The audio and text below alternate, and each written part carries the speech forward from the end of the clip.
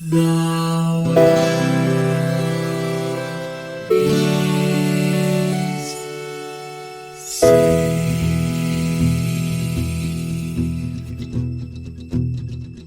The living room's dark, save for light being cast from the big TV screen and the imminent sunrise that's teasing the one starry sky with whispers of morning. Hey, George. Lions. You want to go to my dojo? You want me to teach you how to drive? You want me to maybe kind of fleece people at a flea market? I really feel like that guy is robbing people. I am confident that he was. Also, too, I will, as long as you promise not to sing, to actually instruct me on the things that I'm supposed to be doing. Because, so we played PaRappa the Rapper. Fine. But so one of the comments that Megan actually had about this was when they're doing the driving scene, where she was like, do they ever have their hands on the steering wheels, or are they just flailing around the entire time because she is a terrible driving instructor? And yeah, I was like, it's driving in that town is mostly about rapping, call and response style rapping. Yeah. I mean, that explains why only 3 people have cars. So we played PaRappa the Rapper, PaRappa the Rapper. Well, that's that's my first thing, right? Because it's not either of those, is it? It's PaRappa the Rapper. Yes. So if I recall correctly, someone told me when I was a lad and I was playing this game that PaRappa is close to or is literally the word for like paper thin, which is where the art style comes from, or they thought up the art style and then they needed to give him like an on theme name. But I apologize if that's not true. Like, somebody just told me that. I'm not claiming to know anything about Japanese, but anyway. So PaRappa the Rapper, that was actually hard to do. Came out North America 1997, which is sets this as a relatively early PS1 game, and we're not going to do this for every N64 and PS1 game, but this is our first PlayStation 1 game. And we played Super Mario 64 for our first N64 game, and I think that's great. And we could have played Crash Bandicoot as our first PlayStation game, but I think one of the things the PlayStation had going for it is they didn't have any history built up like Nintendo did. Like, everyone knows not just Nintendo's brands, but like you kind of subconsciously know, like, oh, Nintendo's amazing at platformers and these like fun family experiences. And then Sony was like, you have no idea what we're going to show up with. And a lot of the early PS1 games are weird. Like, they're not all good, but like, it's kind of like an extra credits when they're like, hey, here's this interesting thing that is at least worth thinking about. And so, So I was like, I don't want to do Crash Bandicoot. Like, it's just yet another platformer in 3D, and we get it. But I was like, oh man, PaRappa the Rapper. Like, yeah, let's get some weird early PS1 stuff going. You want to get nuts? Let's get nuts. Yeah. So what's your nostalgia experience for this? Because I'm excited to share mine. Ooh, so this is definitely a game that I played with Brian. This was his game, but it was one of those that him and I like lent back and forth a lot, because it's not just a single player experience, but it's a relatively short single player experience. And so it's good for two things when all you do with your best friend is play video games. It's good as just like a game to swap back and forth when you're like, ah, man, I got some of this music stuck in my head. Like, will you loan me this so I could play it, or return it to me so I can play it? But it's also like, if I was playing something on like the Super Nintendo and he was like, I just want to kill 10 minutes, like, you could turn this game on and just jump to a song you like and like play that one song. And like, so this game was on a lot for me as a kid. Like, once it came out, it was just kind of like about for a lot of years. And I was shocked how many of the songs I was like, I remember almost all of these lyrics. Like, I'm pretty, this stuff was lying dormant in my brain, but then the second my code phrase was uttered, I was like activated.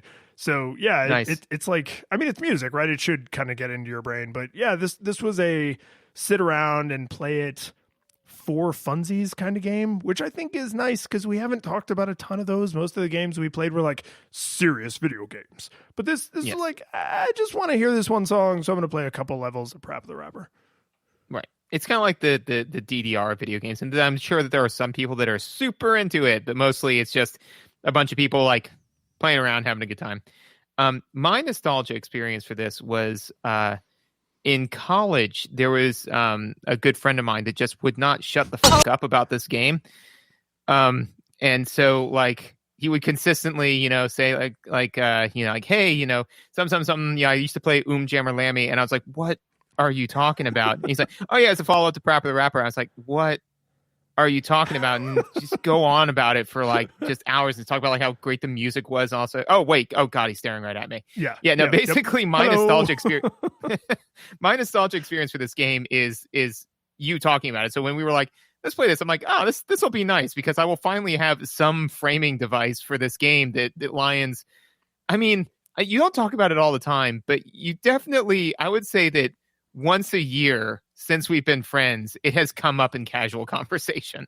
That I can absolutely believe that is a low estimate. And also this is to expand on my let's play a weird PlayStation era game. I feel like it's almost like, and I don't, hopefully I was not this sycophantic about it, but like it's almost like someone who has like, they've been to the Vatican, right? So then, and they're like an American who's been to the Vatican, which a lot of Americans are not well traveled. And then anytime anyone is like, oh, I was thinking about getting a sub. It's like, oh, what kind of hoagie did you get? And it's like, oh, I had it on Taliban. Oh, yes, I remember my trip to the Vatican. And it's like, will you shut the hell up about the... But like, that's what it feels like. Is like, this is such a specific taste.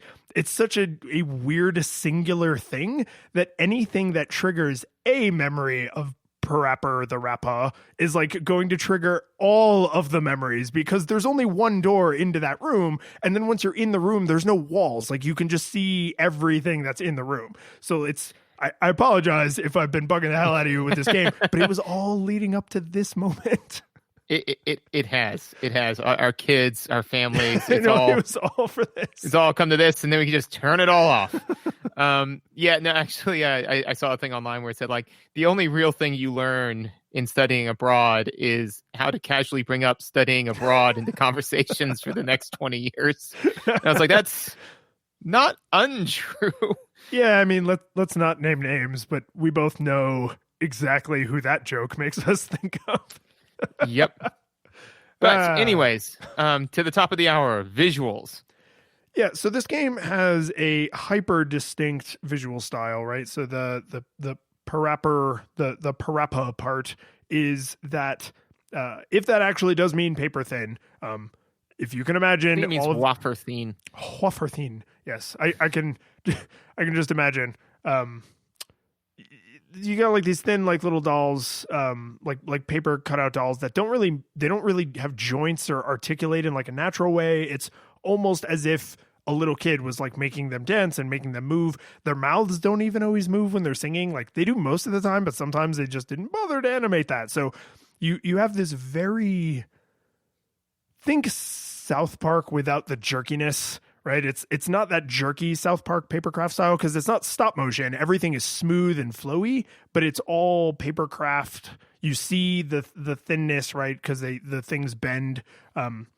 It's honestly kind of pretty. It's a really that style survives really well over time because it never looked good, right? It was always like silly and cartoony. It was. No, I think that first of all, I think this is a great example when people are like, "Ah, man, like I miss games with good graphics, like, or this game has terrible graphics." Because like you're not.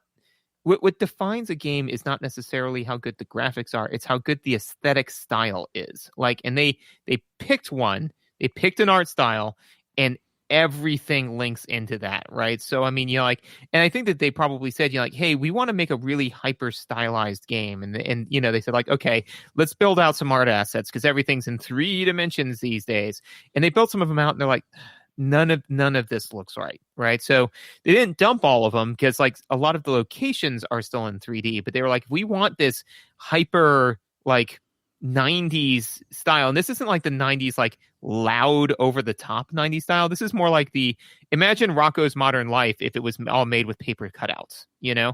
Like, yeah, so it's just very, very stylized, and they stick to that. And that, I think, is part of what makes this game so memorable, is because it does stand out. It's not just like another gritty, like, oh, let's make a game that's hyper realistic because we can. Let's flex our realism muscles. Let's make it like Doom or whatever. It's like, no, man, this game is really bizarre and over the top. And a little bit later, I don't know where I'm going to shoehorn it in, but we have to talk about the like drug-addled nightmare that is the friggin' plot to this thing.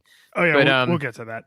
But yeah, but I think the art style kind of ties into that, Yeah, no, it does, because the visuals and the music in a music rhythm game need to be very tightly in coordination, because when you are playing any game, you need the sound effects and the music to support the visuals, but a lot of the communication is happening through the visuals.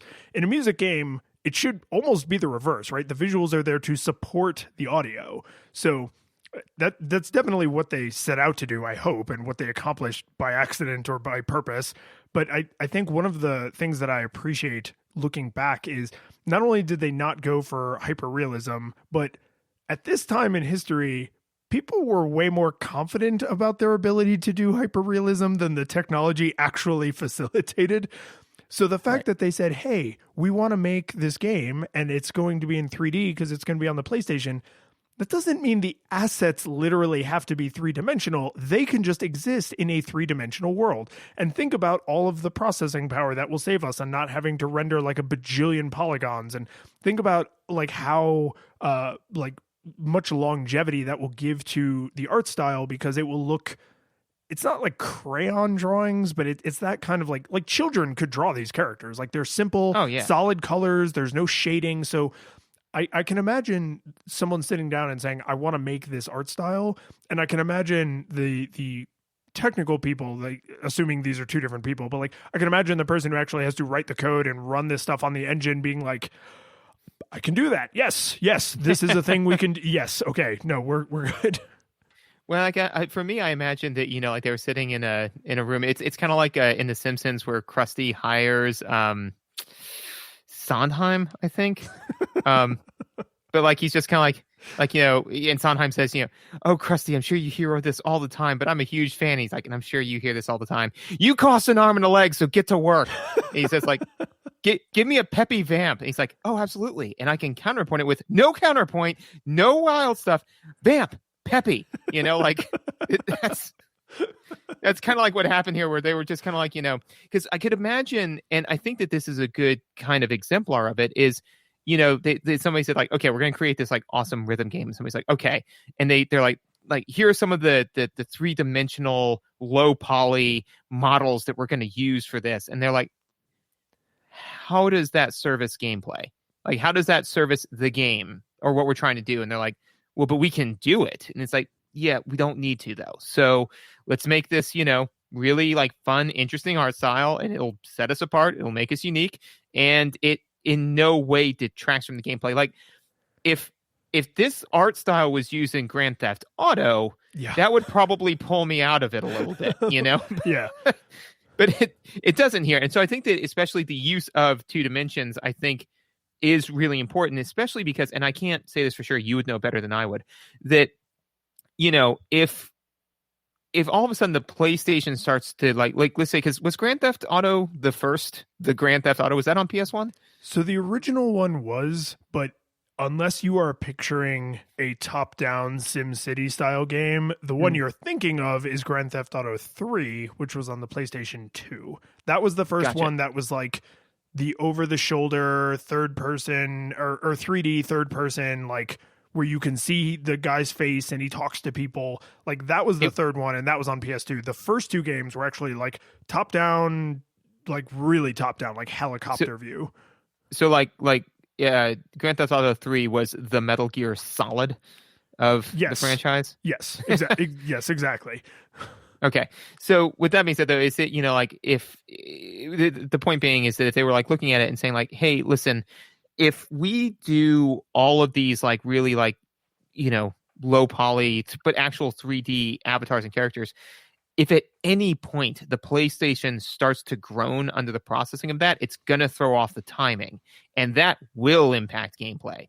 So we can't have anything that like we can't push this thing to the maximum of its processing power. We need to be like a solid degree below that, because at no point, because again, like then that would impact core gameplay. So I think that the fact that they were like, well, what if we just did everything in like 2D? It'll be fun and cool. And it's like, yeah, man, go for it.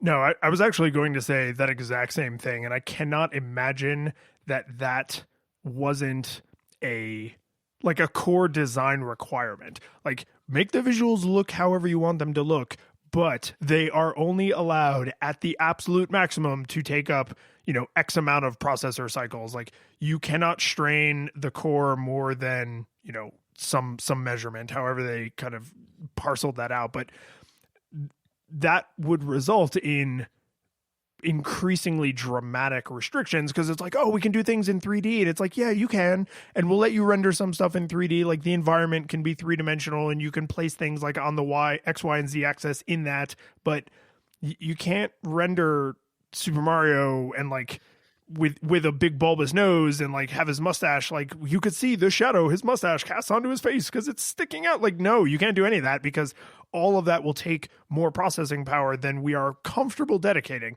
And I can tell you that I remember as a kid, and it only happened once on this playthrough, but as a kid, there were times where the game just hard froze in the middle of playthrough. Yeah, I mean, like classic Windows 95, your computer has encountered a problem, just like, and every time it always crashes in the same way. The visuals stop. So whatever was on the screen, it is now a photograph instead of a video. But the music keeps going, and all controller input has ceased. So like, you just hear yourself losing because the music changes, and we'll talk about this, but like the music changes as you do worse and worse. So you just hear yourself failing in this like frozen mirror world you can't interact with. And it's like that kind of a bug makes me think that above all else, they prioritized the consistency of the music because it is a rhythm game. And I like these visuals. So like, if that is true, if they really did make that design choice, like, neat, it worked out well. Well, and I think that this does kind of harken back a little bit to some of the like, I mean, we've seen articles on it where like some of the most iconic things in video games a lot of times come from developers dealing with limitations, where it's just kind of like, if all of a sudden you've got like really where you see innovation thrive isn't when you throw $1 million at a problem and say, fix it. It's when you say, you got to fix this problem, and you got $10,000 to fix a $20,000 problem. People are like, okay, let's sit down and let's think about this. So, I think that the art style is very reminiscent of that, and I think it was good on them. But that's pretty much kind of all I have for art, which is, or visuals, which is the visuals are really stunning. They absolutely like hold up through time. Like, I found this game very enjoyable to watch. So I have two things I want to mention with visuals, because their visual component is really important, but I don't want to dig into them until we start to unpack mechanics. But the one that's strictly visual is this game has U rapping is to let you know how you're doing, right? The letter U, rapping, apostrophe. And it's cool, good, bad, and awful. And you start every level at good, and if you do not finish the level at good, you die. And the reason that I'm bringing this up now is because as you move between those levels, the visuals appreciably change. And they actually there's basically visuals for the entirety of the level at good, at bad, and at awful, and then cool is its whole own thing that you only get in New Game Plus. But I think it's an interesting, it has to be an interesting thing as like a visual designer, as an artist, as a set designer, to say, I'm making all of the, let's say, all the awful graphics, right? This is all the stuff that's going to happen in the dojo level when you're on awful. And it's like, ideally, most players will never see the vast majority of your work, because maybe they dip down to awful for a second and they see something and then they creep back up to bad and they creep back up to good, and they don't see any of the awful stuff on those later bars in the song. And so I kept having this thought. I was like, part of me almost wants to either play through or like find a YouTube video that's like, you know, like the dojo level, awful all the way through, the dojo level, bad all the way through, the dojo level, good all right. So you could like see all the different, because the camera moves differently, like there's different environmental effects, like there's a huge amount of visual work that you're kind of not supposed to see. You should be on good all the time. Well, I think that would be the equivalent of like death animations in The Last of Us. You know, where it's just kind of like, especially like I imagine the guy like animating the death animation for the bloater, and like his manager like comes up behind him and goes like, oh God, Steve, oh God. And it's like, yeah, let us hope they never see it, you know? When we put this enemy in the level, it's going to be super clear how to kill them. But if they don't do it, God, may God have mercy on their soul. And I think that's what they were going with PaRappa the Rapper, is, you know, just this really deeply, viscerally unsettling, right? Like visual. Like your right? face being ripped in half at the jaw. Poor PaRappa. The blood is such a bright, colorful red. So now I'm just picturing like The Last of Us with PaRappa the Rapper in it, and Joel in PaRappa the Rapper, like just like those two things flipped, and it's like kind of tickling my brain a little bit, because I'm just picturing like PaRappa like wading like knee deep in like water, like as he's trying to like fix the generator, and there are like these bloaters walking by, and he's like kick punch, and it's just like no, shut up, shut up. Or then like, you know, like PaRappa like snaps one of their necks, and then like, you know, like Ellie says, Jesus Christ, PaRappa. Like, see, I'm thinking of the way sunnier version, which is like all of the people that are helping you, like that do the call and you do the response, they're all Joel, and PaRappa is played by Ellie. So it's like same visuals for them, but against the PaRappa background. And then all the same music, and just I would pay $60 American for that game right now.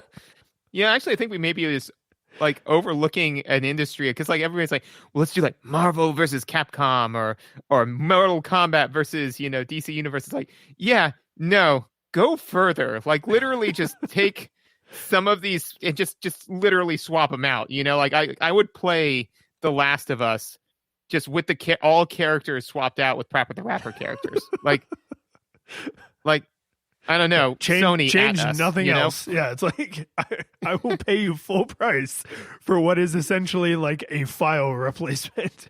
Yeah. No, I mean, like now I'm just I don't know. Like we've got our project manager book on Mario. we got all our projects in the works now. We got to get on top of this. We are behind on time. This is why the modding community in the PC gaming space has always fascinated me, because the one that springs to mind is Skyrim, but all the dragons are replaced with Thomas the Tank Engine. Yes. Mm-hmm. Yes. Yeah. No, I love that one, not only because it's like Thomas's dead eyes and smile as he breathes fire into the world is hilarious, but I love that they also were cognizant enough to replace the like ominous roar with this choo choo like off in the distance, and you're like, what the hell? Choo choo, and it's like, what the hell is that? And then like Thomas like lands on the thing. Yeah, no, I've seen that. It is I think about that once a month at a minimum, and queue it up and watch it on YouTube. So we're never gonna do a better segue into audio than choo choo. So I think we have to talk about audio now. I think we do. So this game obviously centers around the audio. So off of the top, all of the songs, the raps are super catchy, you know, and yeah, like I don't know, the lyrics did not hold up quite as well as they did in my memory, but the music did. The music absolutely did, and I thought they did a good job with like the fact that a lot of the scenes are framed as PaRappa being taught something, so it makes sense that it is a call and response, because like they're like, learn this thing, and he's like, yes, this thing. You know, so it's like And he's got like that kind of like cute little voice, that it did take me a little time to realize that, it's not always him like stuttering off, you know what I'm saying? Like where, like if you tap the button, he goes like, like you have to like hit it and hold it to make it sound right. But when you get it right, it's just like, the guy goes like kick, punch, and then PaRappa says, kick, punch. And I did that so that way you'll have to edit in what PaRappa sounds like. So,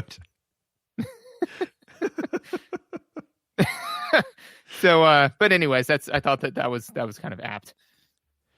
Yeah, and it's again, this is a thing that's so closely tied to the mechanics, but I have to talk about it is and the thing with the visuals that was closely tied to mechanics, by the way, is the way the instructions scroll across the screen. We got to talk about that a lot, but it's like a super important part of the visuals because that is the entire game, is the instructions you're given and then you following those instructions, right? It's Simon. Where that manifests in the audio is sometimes you don't hear things in a very natural way, which for a rhythm game is problematic. And I realized, because you and I, to say we have played a lot of Rock Band is to say there's a lot of sand at this beach, or there's a lot of water in that ocean, right? Like I sang Master Exploder to you at your wedding. Yeah, you did. Because we sang it during Rock Band. So that's how deep that rabbit hole goes. Oh man, that was good. I had a good wedding. I had a really good wedding. Yeah, I enjoyed your wedding. But we have a long history of rhythm games, right? Because there's been several Rock Bands. We played Guitar Hero with my old roommate a bunch, and he had several of the Guitar Heroes, like all the different instruments, all the different roles, like a lot of time with rhythm games. And something, because this is nowhere, PaRappa is nowhere close to the first rhythm game, but it is my first rhythm game, unless you literally count Simon, right? So it's like, this was... I would argue that Simon's not a rhythm game. It's you often use rhythm to help maintain the pattern, because it's like do do do do do do. You wouldn't go do do do do do do do, because that would like make it harder to, you know what I mean? Like you would try and respond the way it was called out to you. Yeah, I mean, I would say that Simon, like you can, but I would argue that Simon is closer to like a memory game, like it's totally a memory game.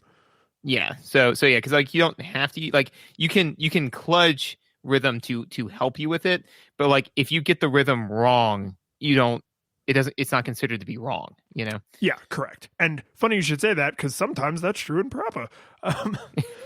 So the thing that I noticed, like it's a mechanical, or it's a design choice that ends up having a huge mechanical impact, and it's incredibly in your face in the audio, which is when you press a button, like when Chop Chop Master Onion says kick, and he presses triangle. I'm sorry, who? Chop Chop Master Onion. Okay, just making sure that I got the name of that right. Please continue. I'm pretty sure that's actually his name. I did not see him named in the game, and so like when you said that, I immediately knew who you were talking about, but you just threw it out there like that's a normal thing for humans to say, like, oh yeah, Chop Chop Master Onion. I'm like, no, I'm sorry, run that one by me one more time. No, I mean, I know I make up a lot of crap. I think that is actually the character's name. Oh, well, we'll do some research. I will actually do legwork on that to verify it. So when Scallion Man says, kick, and it's triangle, and then you say kick and you press triangle, that's not actually what happens. You press triangle and then he says kick. And if you don't play a lot of rhythm games, you'd probably think, well, obviously he doesn't make a sound until you press the button. No, not obviously. Because if you look at Guitar Hero or Rock Band, the audio assumes you are going to press the right button, and it continues to play, and then it only plays an error sound. Like in Guitar Hero, it makes like the like an unfretted plink, unfretted string noise if you hit a wrong note. And on the drums, I think it makes like a kind of a clunking, like you hit the stick against the side of the tom, right? So it's the error noise is the secondary state. In PaRappa, and I think this was the same in Jammer Lemmy, the error noise is the assumed state. Like, so if you press triangle and you press it a hair late, his audio comes in noticeably late because it's even later than you press the button. And right. Because it's a rhythm game, unless you have a really strong internal clock, or you do what I did, which I was like loudly tapping my foot on the floor in front of me to keep my metronome going, you can lose the thread really, really easily, especially on the simpler patterns.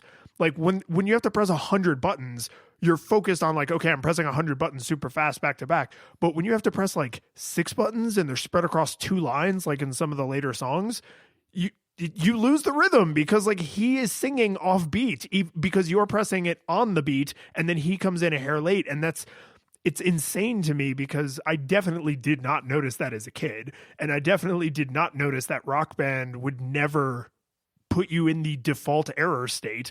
But now playing hundreds and hundreds and hundreds of hours of Rock Band and now going back, I'm like, this is dumb, this is backwards. They should assume I'm going to do it right and then error state if I do it wrong, because otherwise constantly off beat.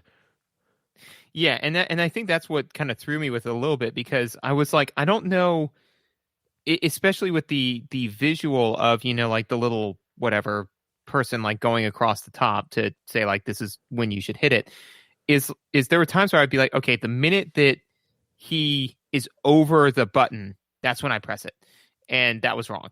And so I was like, okay, well maybe I'll just listen for it, and then like that felt like I was coming in early, so like I ended up pushing the button like a little bit early, and then like that would cause PaRappa to like sound right. So when I was making him sound right, I was doing worse, you know, and it just it did, and this is kind of more mechanics, so it did feel kind of weird. So then like what I ended up doing that was just working for me, because I was like, I got to review this game, I've got to get through these levels, you know.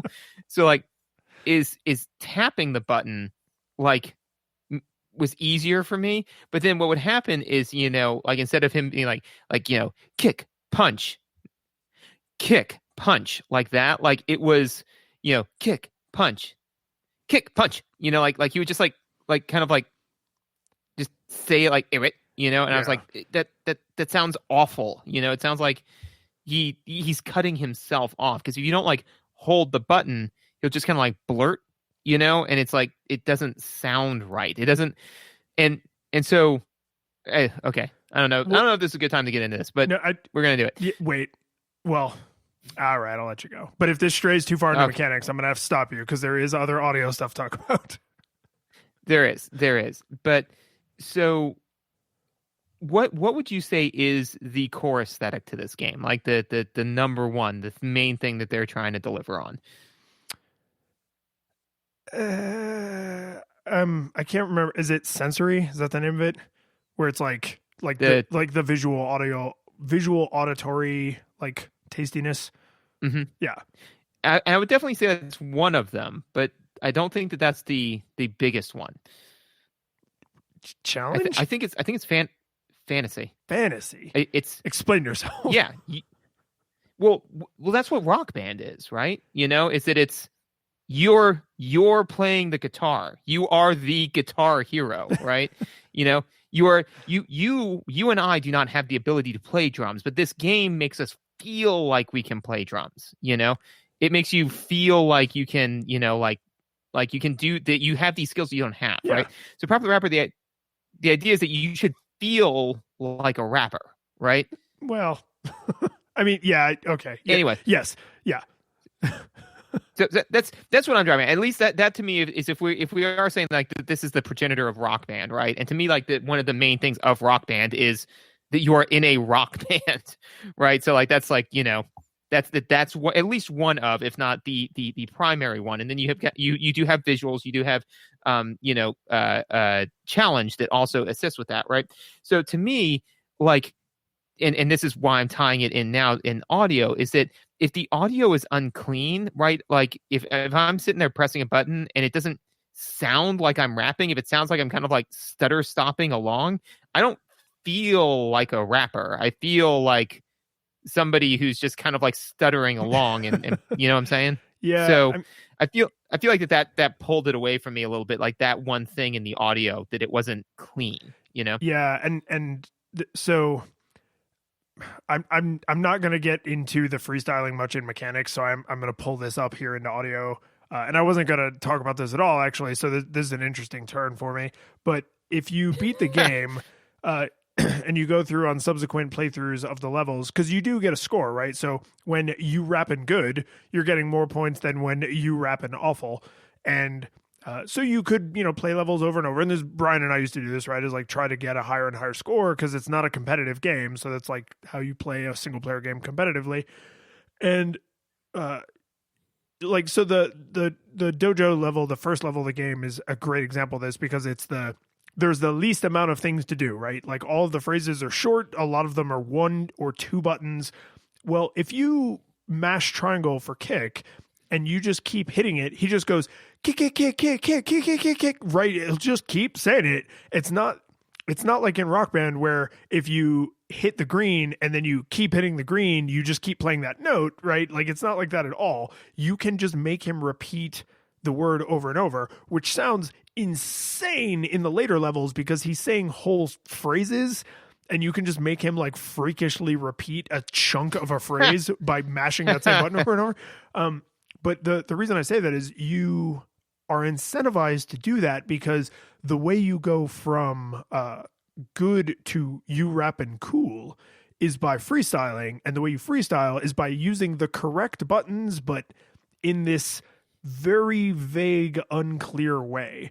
And the auditory, like what happens to you, the player, is that you hear this freaking noise, like just this garbage noise that makes no damn sense. Because if you're like on kick punch, it's instead of just like kick punch, it's kick kick punch punch punch punch kick punch kick kick punch punch.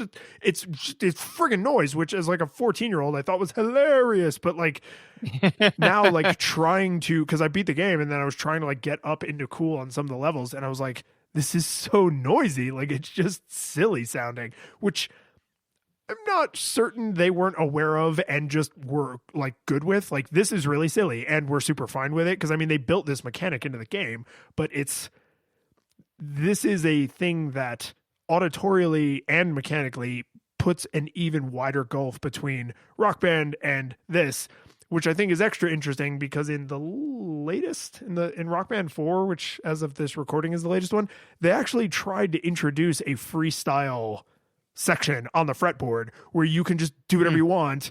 And if you do certain things, there are more points than if you do other things. So it's like, we've come full circle. They were like, what if you just mash triangle over and over? And he said kick 1,000 times. And then for 20 years, they were like, no, that sounds so dumb.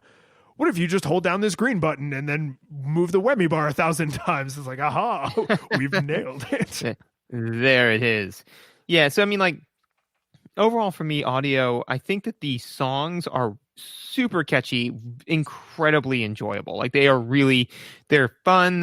They have like a kind of a good, like they're silly, like they're very fun. They're very catchy. And like the words are very silly. Like the idea that, like while you're driving a car, like, I mean, it's like, like step on the gas now, turn to the left. And it's like, but no, actually make a left-hand turn here. Because we're going to die if you don't, so, I mean, like, that's really fun. It's really enjoyable. It does tie back to the aesthetic of just kind of being zany and over the top and weird. But yeah, I felt that the actual execution and this kind of, if you are okay with it, segues us a little bit into mechanics. The mechanical of the mechanics of like how you interact with that sound are a little shaky. Well, the last thing I'll say about the music, and then I think we do have to start to tie all this together, is the audio tracks do the same thing the visuals do, where when you rap in cool, good, bad, and awful, they sound very different. But, and here's my attempt at a segue, there is actually a mechanical reason for it, because the visual things might tell you like, oh, you're doing well or you're doing poorly, but you might have to kind of interpret them like, oh, when it's raining, is that bad? Does rain always mean I'm doing poorly? And in this case, yes, it does, but you have to sort of interpret that. With the audio, they strip away more and more of the song, right? So to where it's, when you get all the way down to awful, it's essentially just a metronome and the singing, and basically all of the instruments are gone. And there's the thing they use for the metronome is like a duck. It's like, and at first I'm sure I never thought about this as a kid, even though I was fairly musical, I guess, in my young life. But when I was taking my notes, I was like, why in God's name did they choose that sound effect for the metronome? This is supposed to be helping me. They're stripping away the instrumentation and all the fluff so that I can hear where the beat is because this is a rhythm game. And then I realized, and I felt like a total idiot, oh, it's because that stupid duck call is 1 and 2 and 3 and 4. And I was like, God damn it. Like, how did I not come to that? And I feel silly as a criticizer, having to take the long way around to get to it. But what was that? Criticologist. Oh my God. That's so embarrassing. I know that word. I know that word. It's twice, two times a failure now. So that's one of my favorite standards from the 1940s. Once, twice, 3 times a failure. There it is. So, but this I think is actually brilliant mechanically because I didn't need to know that it was 1 and 2 and 3 and 4 and because you just feel it. It's serving its purpose. You feel exactly where the beat is, and because the and is included, you feel where the next beat is going to be. I like that, and then this segues in no way, but like to me now, like my little fan theory is that's PaRappa's like we are PaRappa, right? So we like, so you know, like when everything's going great, like he's vibing off of the crowd and all this sort of stuff, but as like he is rapping poorer and poorer, he's getting more and more like in his own head. So like everything else like kind of like dies away and he's just like listening to himself and it's just like 1 and 2 and he hears himself like being off the rhythm and he's all like nervous and jittery and like sweating as he like knows he's about to bomb out. So yeah, that's which reminded me of the first couple scenes to 8 Mile, which also reminds me I would absolutely watch a feature-length version of 8 Mile if they just pasted in PaRappa the Rapper over Eminem. I would 100% watch 8 Mile, like, but completely redone with PaRappa the Rapper characters, like in that art style, like all of the lines delivered, like the voice acting, like everything just delivered as it is in the movie, but just with like that art style. Like, oh God, internet, do that for us. Yeah. Like, can somebody do that and post it on YouTube? It's almost Christmas. You have time. You could give this to us. Come on, give this to the world. Yeah, just. But yeah, mechanics. So this game definitely had some mechanics. Don't do that. So I mean we've been trying not to jump face first into it, but the visuals and the audio are intertwined in a way that I think is unique to rhythm games, right? There's almost like a 50-50 synergy instead of like one thing being the more dominant force, usually the visuals, but there's a super tight synergy between the audio and the visuals, and the way it manifests is in this call and response gameplay, because that's all that there is, right? The entire game, there's the insane story, which we could talk about if you like, as much as you need to vent about how utterly bonkers the story is. Well, the visuals to the story itself is pretty subpar. But the entire mechanic is just, here's some buttons I would like you to press, and then you press those buttons, right? It's not, it's Simon. It is literally Simon. Yeah. Well, actually, the note that I have is it's Simon with a gun to your head, which was the part of it that I didn't super appreciate. Because, like, 'cause that's the thing, is that, like, to me, and this is burying the lead a little bit, but, like, this is the awkward transition between Simon and Rock Band, right? Because, that explains it. That's why the visuals look the way they do. This is the awkward teenage years. He's getting his license. There's a girl he has a crush on. It all fits. Oh yeah, and okay, so it's just the one thing I want to say about the plot, which is just banana pants crazy. Like it is, but it is definitely like that weird teenager plot where like people think like a teenager. They're like, oh man, if I really want to win this girl over, I got to be able to drive. And it's like, have you thought about just talking to her about your feelings? Because then you can determine if you're on the same page and maybe move forward, as opposed to doing all these over the top grandiose gestures. Not how teenagers work. Nope.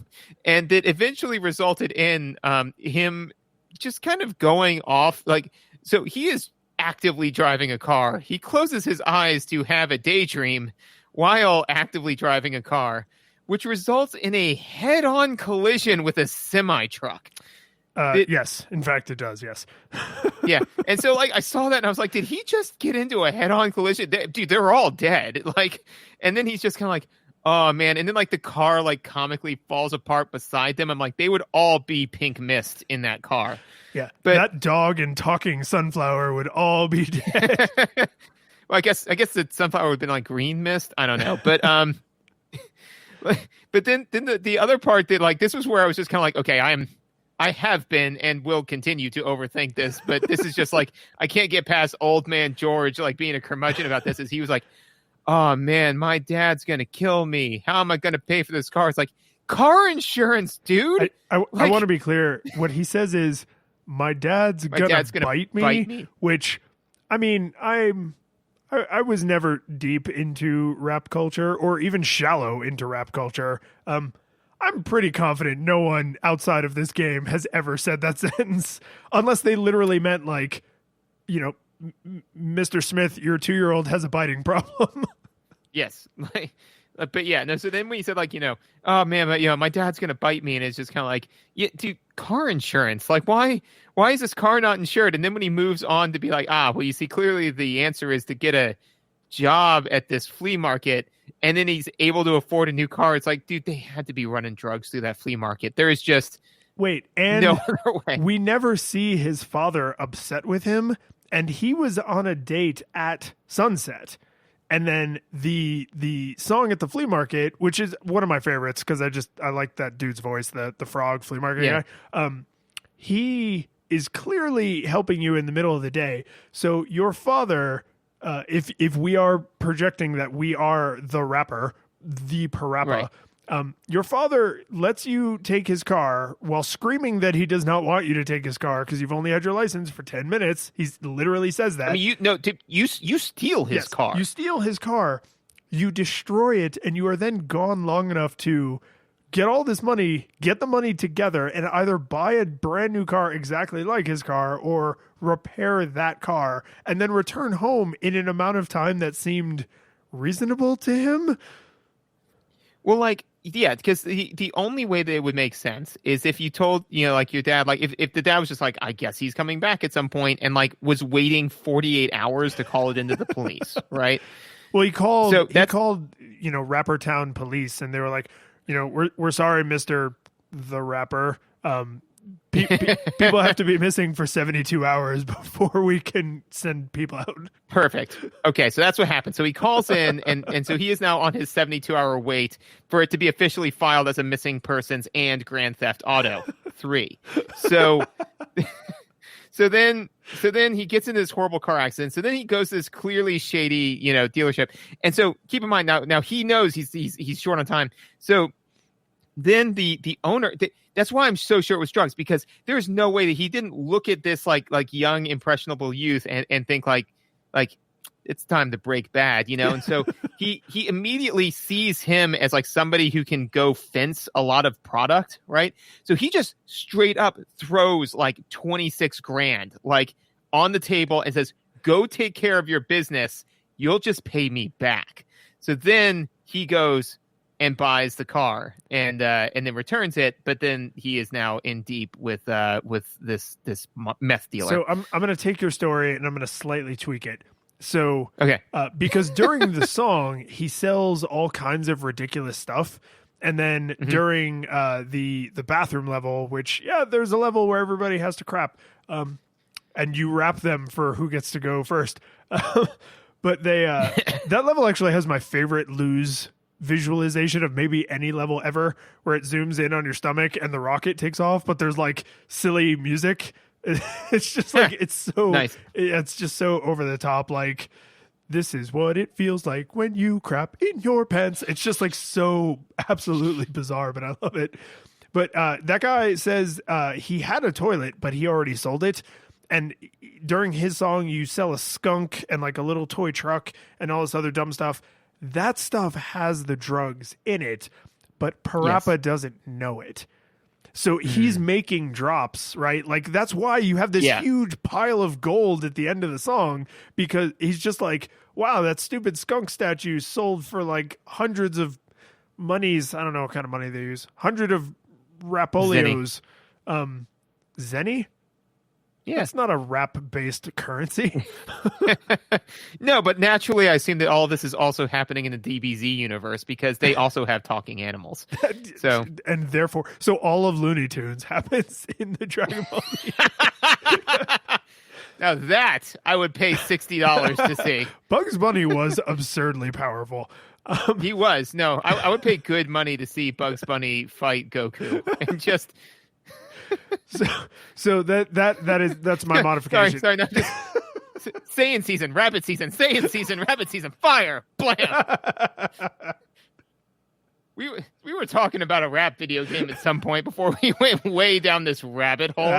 No, I think to be fair, I think this is, and I'm not trying to just tie this together. Like I am being serious when I say, I think this is the feeling, like the sort of internal feeling you should have when you play a game like this, because I feel like games like this and a lot of things that came out in the 90s at this time, it's the Japanese trying to export their culture in a way that was kind of unique to America, right? Like Americans love foisting their movies and their music and their literature on other parts of the world, and the Japanese haven't always done that. And then video games was a way that they were like, oh, we can now export our music and our humor, especially our humor, all over the world because people want to play games made by Nintendo and games made by Sony, right? And you can see like the huge divide between the kinds of games that were on Xbox versus on PlayStation, right? Because American company, Japanese company, and I'm not an expert on Japanese humor. There's lots of it I don't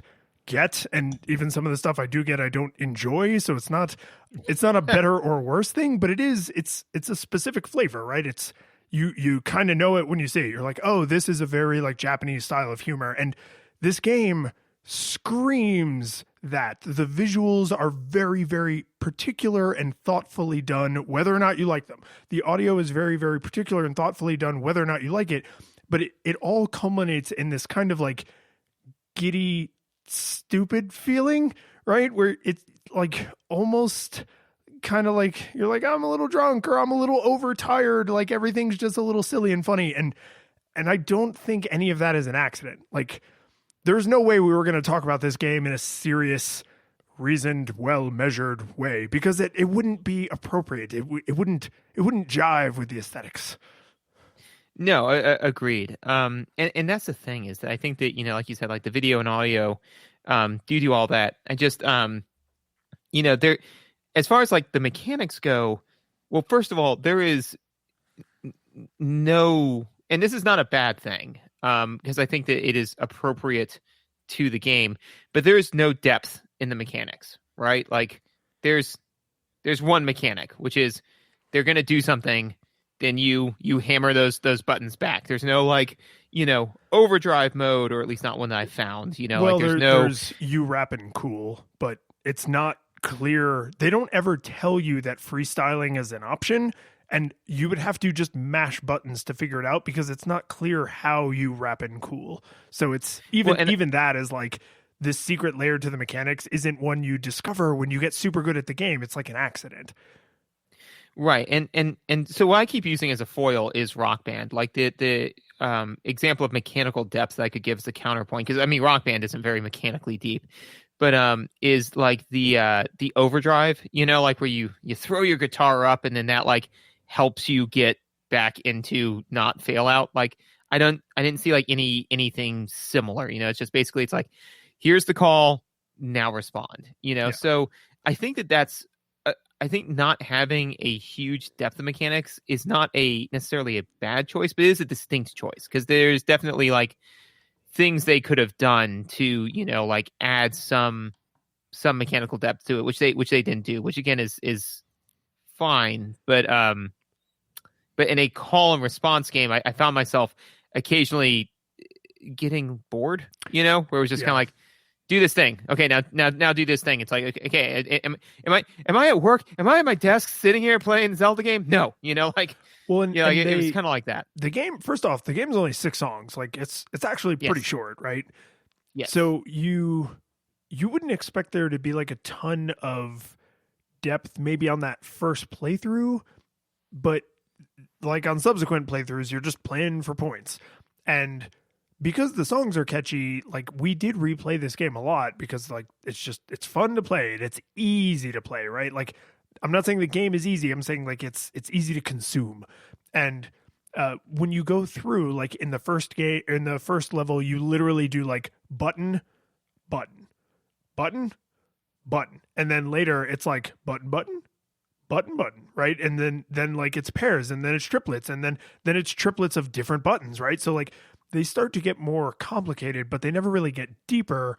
And the best way I can explain that is you never press multiple buttons at the same time. Like that was a bridge too far.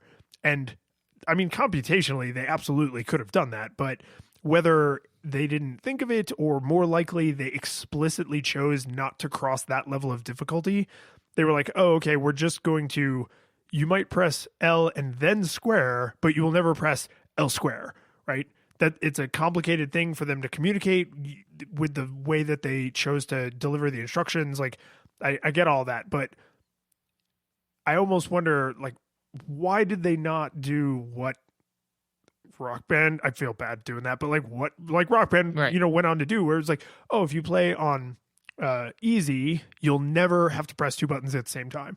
If you play on normal, you'll press 2 buttons at the same time, but not until later. And you'll learn it in a safe space, and then you'll have to do it in a complicated way, just like with single buttons. And if you play on hard, there's just double buttons all over the place, right? And I don't know, like I think mechanically they could have added a lot of depth to the game by doing that. They would have had to have completely redone the way they communicate the buttons to you, because the left to right scrolling with the head that goes over the buttons, so you kind of know ish where the beat is. I mean, could you imagine if they just like layered 2 buttons on top of each other or something? Like it looked cluttered. Or they could have doubled up and had like 2 lines. So it's like what the left hand's doing and what the right hand's doing, like almost like staves for a piano player. Staves. But it's Dude, we just lost like 5 subscribers, dude. Like they were like, no, that was too much. Nope, a bridge too far, my friend. This far, no farther. But I do think that's a fairly low hanging fruit way to add a huge amount of replayability to your game that they, for some reason, chose not to do. Like, I don't know if they ran out of time, if they ran out of money, if they literally didn't think of it, if they intentionally kept the barrier to mastery low, because the barrier to entry is super low, and then the barrier to mastery is pretty low, right? So it might have been an intentional choice, but it feels like they maybe just literally didn't think of it. And like I said, like, agreed. And I think that, again, there are just little things in Rock Band. Because to me, again, and I may be off base with this, but to me, like the core aesthetic in games like this, like in games like Rock Band and games like PaRappa the Rapper, is the fantasy. Is like the idea is like I am there, I'm doing it. I am the PaRappa. Because that's the thing is, I am the PaRapper. I am the rapper. I am the one who raps. You wouldn't think you'd work so many Breaking Bad references into this like colorful, cute rapping dog game, but here we are. Yeah, you never know where the reference is. I mean, we did that. What was it? Our Mario one was like full of Rick and Morty references. You just never know where the reference pool is going to come from. Then that particular episode. And all this is true. But is that I think that I just didn't, and I can't think of it. It's like when you're playing Rock Band, I think there's 2 things, right? Is one that they do have some mechanics in there to like kind of like make you feel like when you are starting to fail, to make you do things that you can do to make you feel like you're a professional and you're able to pull it out. Here's honestly the thing that I think is the biggest thing that there is no workaround to, is there's the peripheral is wrong, like, and again, I don't have a good solution for that, but like, if you're going to be a rapper, you need a microphone, like, yeah. if you took Rock Band, right, and you said, we're going to do Rock Band, but you're going to do it with the PlayStation 4 remote, right? Whole game would tank. So it would not be the same. The first game, Harmonix, the company that originally made Rock Band and then lost it and then later made it again. One of their first breakout successes, I don't think it was their first game, but one of their first like successful games was the visuals were that you were flying a spaceship like through this crazy trippy like neon space wormhole thing. I think I know what the game you're talking about. Yeah, and it's a rhythm game, and you press very complicated, sometimes button combinations on a regular controller. So it is 100% a rhythm game played with a regular controller, but it feels like they're not trying to pretend like you are playing a guitar in space. Like it's right. Just here's what you're seeing. It's almost like you remember like Winamp, like how there was all these crazy visuals for whatever you were listening to? It's that. It's like, what if you controlled the crazy visuals is essentially what that game was, and is kind of what PaRappa is they're not trying to simulate the act of rapping, which is why I was like, fantasy, I don't know. I mean, I think you might be onto something, but they're not trying to simulate the act of rapping. They're trying to simulate this kind of call and response thing that like very rudimentary hip hop often includes, whereas Rock Band is like, no. We are going to get as close to you literally playing these instruments as we can. And I think those things are in the same family, but it's like saying a bicycle and a jet plane, like they're both vehicles, but you would never ever go to a bicycle if what you needed was a jet. True. I think that to me, the main distinguishing factor between like whatever that other game is, the Harmonix. Oh God, honestly, I'm not even sure I'd know the name if I heard it. Harmonix game N, right? Because I think I remember the one you're talking about. Is that like you are just like this like ship going through space, and like they're beautiful colors, all very similar. But what removes that as a fantasy is that it's decidedly not. I mean, like, first of all, because like there's no profession involved, no story, and there's no human involved, right? There's no, or humanoid, like there's no person for you to project onto, right? So lacking those two things, it's easy to remove the fantasy aesthetic and then say like, no, this is just sensory pleasure and challenge. Like those are the two. But when a game is PaRappa the Rapper, right? Then it's like and like you are the rapper, right? Like you are playing as him, right? So like to me, it's like that. I don't know if they were intending to do this, but I can say that creates a negative space where I am feeling like I should feel like the rapper, especially now that we have games like Rock Band. I was like, oh, this is going to be like Rock Band, but for rapping, and just between like their lack of mechanics that enforce that. And just, again, the lack of a peripheral for it, like I was just kind of like, I don't feel like I don't feel like a rapper. I feel like I said, like I'm playing Simon with more restrictions. So like, yeah. So like, I'll get to the final thing. But I wonder like, what it would feel like to be a hip hop dog. It's like, well, don't play this game though. And it's like, but it has a dog and it has some hip hop. And it's like, yeah, I get why you'd feel that way. It's just kind of like, oh man, I really wonder what it would be like to go down a giant water slide. I should go to this water park. Ooh, no, don't do that. That's not going to fix the problem. It's like, but they have water slides. Yeah. Or actually, what it's a lot more like? It's a lot more like, when you set up a D&D adventure, but instead of it being like normal D&D, it's survival horror, because I have a survival horror campaign that I run, and people are like, I want to try playing a bard. I've never played a bard before. It's like, you're still not going to feel like you played a bard when you're done with this adventure. This is not for that. No, this is the wax food that they put in the display case so what is for sale. We're not actually going to eat this. Yes. No, that is actually, I think we kept drilling, but that's the analogy. We had to workshop the metaphor. Yeah. We're like, it's like this. No, that doesn't feel right. This doesn't feel right. No, yeah. This is a definition, and actually, I think that completely holds up. Is that it is? Well, before we get there, do you have anything else on mechanics? Because I do have one complaint that if I don't voice, I'm going to be really angry. But I also want to say that this is how you know we're professionals, because am I going to cut out all of the bad metaphors and just leave the best one? No, they get to go on the journey with us, because that's important. That's where the learning happens. No, but there's a thing that happens mechanically, and it's kind of tied to the last thing I was talking about, that I just want to complain about it, because it's freaking crap. It's total crap, and they pull it at like the last second. So the entire game, literally the entire game, is call and response, right? Press triangle. Okay, I press triangle. Press triangle and then square. Okay, I press triangle and then square. Press triangle, right? It's just that back and forth. That's the entire game.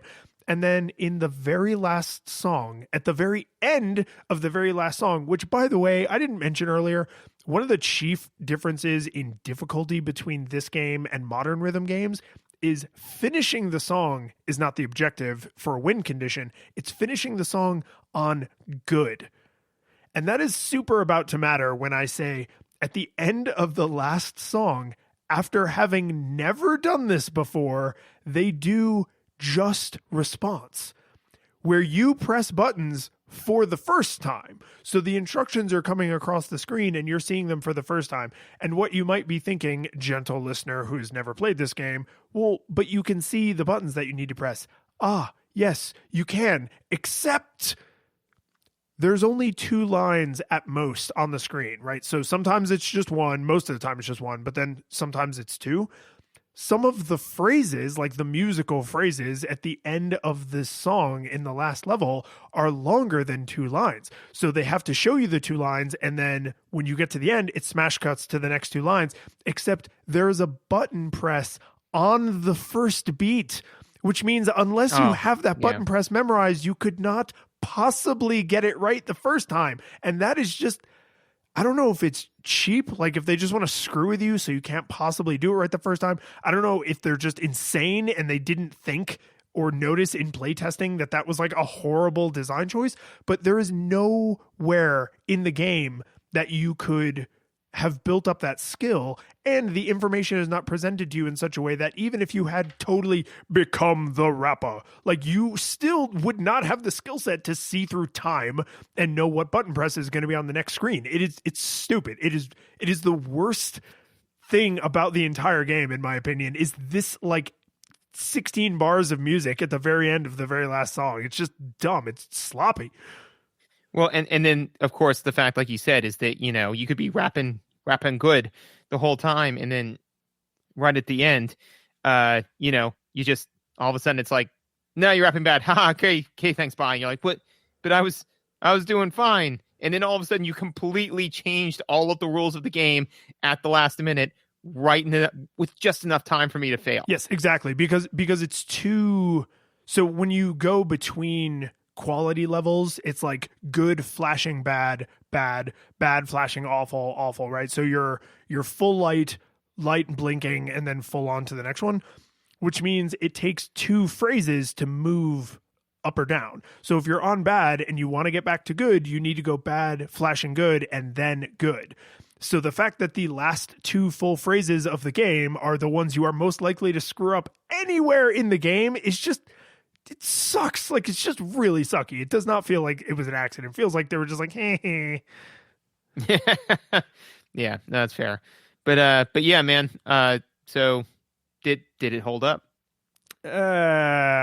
So I personally have to give this a hard nostalgia monocle, because, and I was close to saying nostalgia goggles, because when I first sat down to it, all of my recent muscle memory for rhythm games was all Rock Band, right? Modern, highly polished, highly well thought out peripherals. Like the whole experience is just really, really, really refined. And so it took me a couple of songs to like, oh man, we need to get to the hospital. My leg's broken. Do you know how to drive a manual? And it's like, I haven't driven one in like 20 years, but I think I can get you to the hospital. Like, I might irreparably damage your car, but I'm pretty sure I can get you to the hospital. I can speak from personal experience that yes, you can get people to the hospital, because I remember one time you had to drive my manual, because I was like, you can drive a manual, right? You're like, technically, yes. And like the whole time I was just kind of like, deep breaths. The car will survive this. It will be fine. And I mean, so yeah, you got us there. You got us to where we needed to go. Yeah. And I had a friend in college. It was like, I won't tell you the whole backstory, but she was like, "Oh, can you move my car for me?" And I was like, "Yeah." And I was like running to her car, and then it was a Honda Civic, and I jumped in. It was pouring rain. I get in and I look down and I'm like, "Oh crap." And then I had this wonderful serendipitous moment where I realized where I needed to move it to was at the bottom of the hill that I was on. Nice. Just threw it into neutral I was on like the plateau at the top of the hill. So I was like, I need to get it successfully into reverse with any momentum. And that will be enough to get me rolling down this hill. Awesome. And then in the pouring rain, I recklessly backed up someone else's car in neutral into a parking space. Excellent. Very nicely done. Yeah. But yeah, I'm none of that matters, but I'm full on, I'm full on in the nostalgia monocle because, once the music got back into my bones, like once I felt like I'd be rapping good, I enjoyed it a lot. Like there were times that I was just like, God damn it. Like the button presses are not where they should be. Like if the music assumed I was going to be successful, like, so sometimes I was getting thrown off the beat, but the songs are short enough that if you get screwed, the cycle time's not bad. So you kind of just jump back into it. And the music is more than enjoyable enough that you don't feel that bad listening to it over and over. Right. So it's frustrating if you get stuck. Like if you hit a wall and you can't get past it, like that would ruin the experience. But as long as you feel like, well, I'm still having a good time playing Simon, even though I'm not defeating Simon, then I think it's fine. But if you've only ever played modern like Rock Band, Guitar Hero style games, or even friggin' Dance Dance Revolution or like karaoke or whatever the hell it's called. Like if you've only played those modern styles of rhythm games and then you go back and kind of play this, like you rapping bad. Yeah, no, for me, I would go, it's difficult to say because I think that this type of game, and I'm really, as we kind of spoke about this briefly before, I'm very concerned that a large number of games from this era are going to fall into this bucket of transitional period. Like I remember always getting frustrated in science class when they would be like, well, here's the history of chemistry. I'm like, I don't care about the history of chemistry. Give me what the chemistry is. And that was when I was young and petulant. And now that I'm old and curmudgeonly, I find value in that because it's just kind of like, it is important to know that you stand upon the shoulders of giants, that like you were able to do so much because, I mean, and something that somebody said to me that was very sobering recently is that you know more about how the world works than Leonardo da Vinci did. There's no doubt that man was brilliant and probably way more brilliant than you, but just by sheer knowledge, you just outstrip him by leaps and bounds, And so I think that games like this are very important because if you like rhythm games, if you like Rock Band, I strongly recommend going back and playing this game, because I think it's very important for you to know, like, this is like before you're like, oh man, this game is so dumb because it did this one minor thing. It's like, okay, well, here's where it came from, and now here's where it is. So you can kind of see where it's going.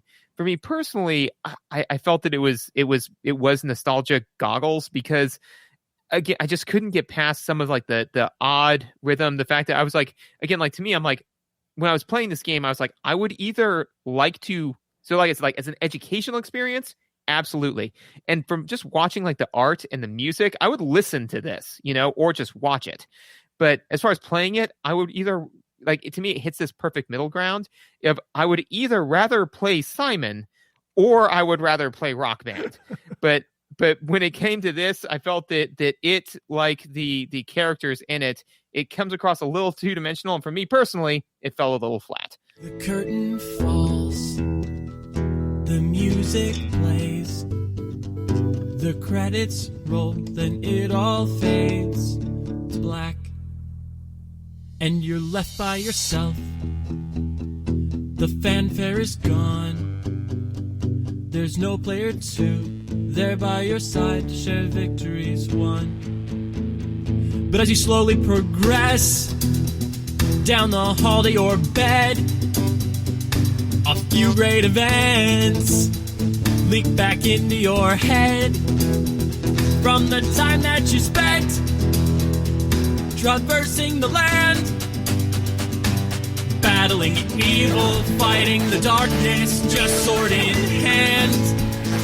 Your memories creeping with the end of a smile. You realize again what you lost for a while. You're gonna think back much less on how you saved the day than on all the experience gained. At the end of it all, gamers play what we play, not for game over, but rather for what we take away. The world is sad, but who cares? We all know that that's not what you came for. Your next adventure's already in sight. You're all set to go. You're excited to see what's all wrong till it's right, and the world is saved. So you're more along for the ride. You're more along for the ride. You're more along for the ride. You're more along for the